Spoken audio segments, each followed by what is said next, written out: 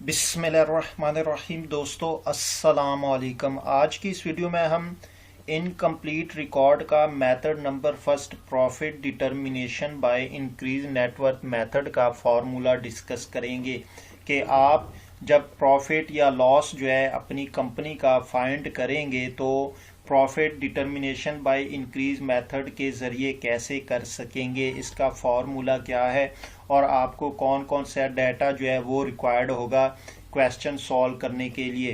तो स्टार्ट करते हैं। Data required for solving question, यानी हमारे पास ये डाटा होना चाहिए।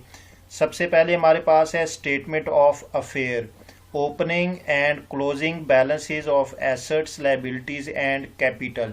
यानी आपके पास जो है क्वेश्चन में स्टेटमेंट ऑफ अफेयर्स की दो स्टेटमेंटें दी होंगी।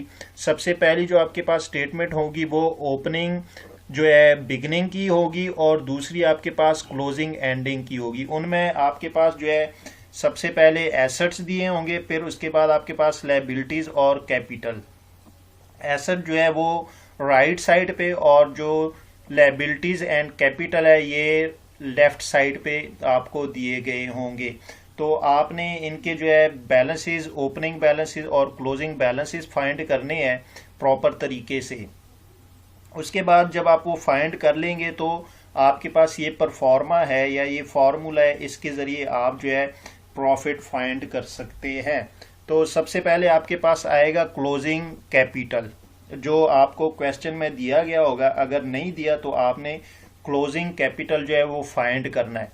उसके बाद आपके पास जो ड्राइंग दी गई होगी क्वेश्चन में वो आपने क्लोजिंग जो कैपिटल है उसमें ऐड कर लेनी है। ऐड करने के बाद जो अमाउंट आपके पास आएगी उसमें से आपने एडिशनल या फ्रेश कैपिटल, या इसको हम कहते हैं फर्दर कैपिटल, वो आपने माइनस कर लेनी है। माइनस करने के बाद आपके पास जो है adjusted capital at the and एक वैल्यू आएगी।